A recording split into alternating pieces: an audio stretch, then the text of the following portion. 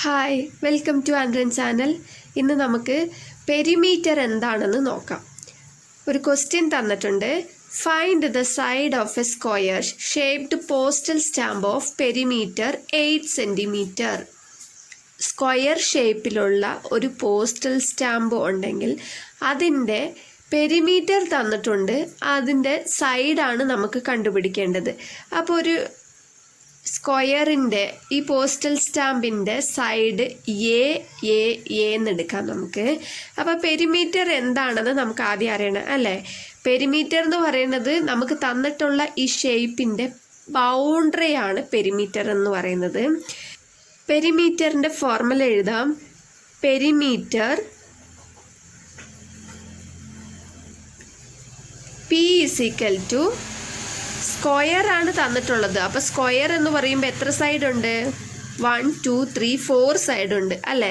അപ്പോൾ 4ൻ്റെ ആ സൈഡിന് ഞാൻ പേര് കൊടുത്തിട്ടുണ്ട് എ എന്ന്. അപ്പോൾ 4 × എ, 4a യൂണിറ്റ്സ് ആണ്. അതായത് യൂണിറ്റ്സ് എന്ന് പറയുമ്പോൾ ഇവിടെ സെൻറ്റിമീറ്റർ ആണ് തന്നിട്ടുള്ളത്. അപ്പോൾ സെൻറ്റിമീറ്റർ ആണ് ഇവിടെ യൂണിറ്റ് ആയിട്ട് എടുക്കുക. നമുക്കിവിടെ പെരിമീറ്റർ തന്നിട്ടുണ്ട് അല്ലേ. പെരിമീറ്റർ 8 സെൻറ്റിമീറ്റർ എന്ന് തന്നിട്ടുണ്ട്. അത് എടുത്തെഴുതാം. Given perimeter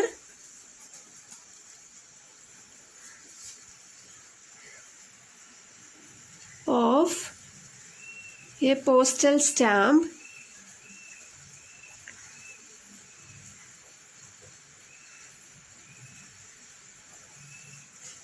P is equal to 8 centimetre. നമുക്കറിയാം പിയുടെ ഫോർമുല എന്താ? 4a അല്ലേ. 4a is equal to 8 centimetre.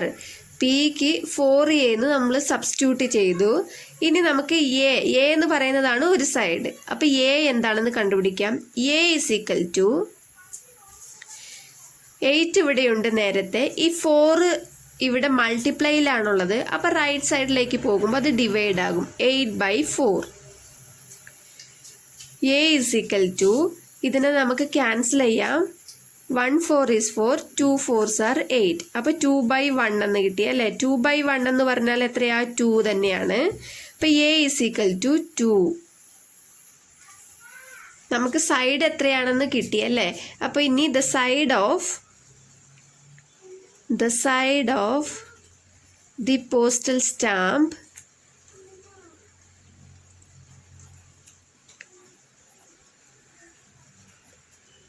is 2. നമുക്ക് അടുത്തത് നോക്കാം.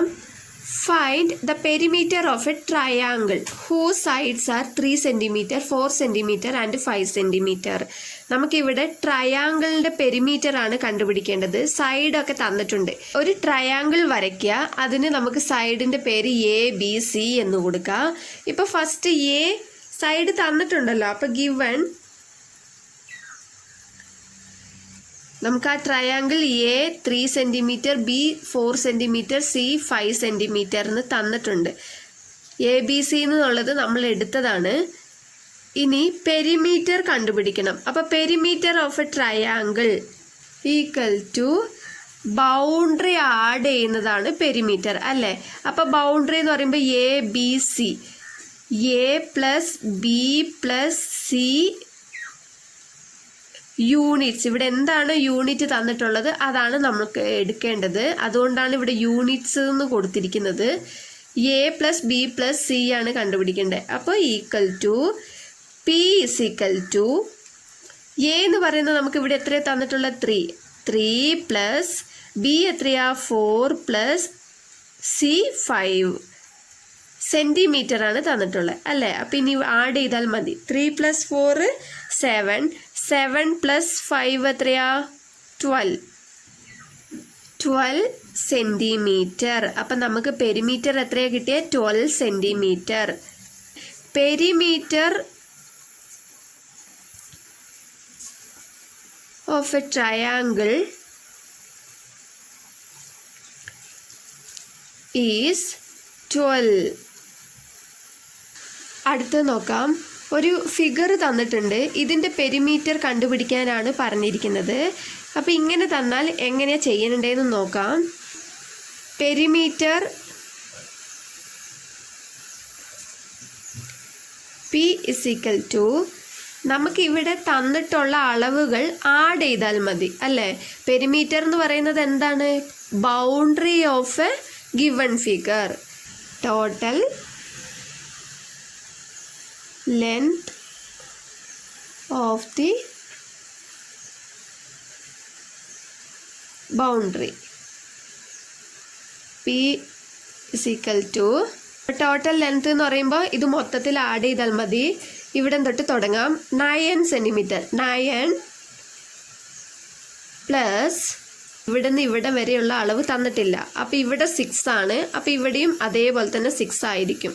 ഇവിടെ 6 ആണെങ്കിൽ ഇവിടെയും 6 തന്നെയാണ്. പ്ലസ് 6 പ്ലസ് ഇവിടുന്ന് ഇങ്ങോട്ട് 2 പ്ലസ് ഇവിടുന്ന് ഇങ്ങോട്ട് 4 പ്ലസ് ഇവിടുന്ന് ഇങ്ങോട്ട് 3 പ്ലസ് ഇവിടുന്ന് ഇങ്ങോട്ട് 1 പ്ലസ് അവിടുന്ന് ഇങ്ങോട്ട് 2 പ്ലസ് ഇവിടുന്ന് ഇങ്ങോട്ട് 3 പ്ലസ് ഇവിടുന്ന് ഇങ്ങോട്ട് 10 പ്ലസ് ഇവിടുന്ന് ഇങ്ങോട്ട് 2 പ്ലസ് ഇവിടുന്ന് ഇങ്ങോട്ട് 6. നമ്മൾ ഇവിടെ നിന്നാണ് സ്റ്റാർട്ട് ചെയ്തത്. ഇവിടുന്ന് ഇങ്ങനെയാണ് വന്നത്. ഇപ്പം ഇവിടെ നിർത്തി. 6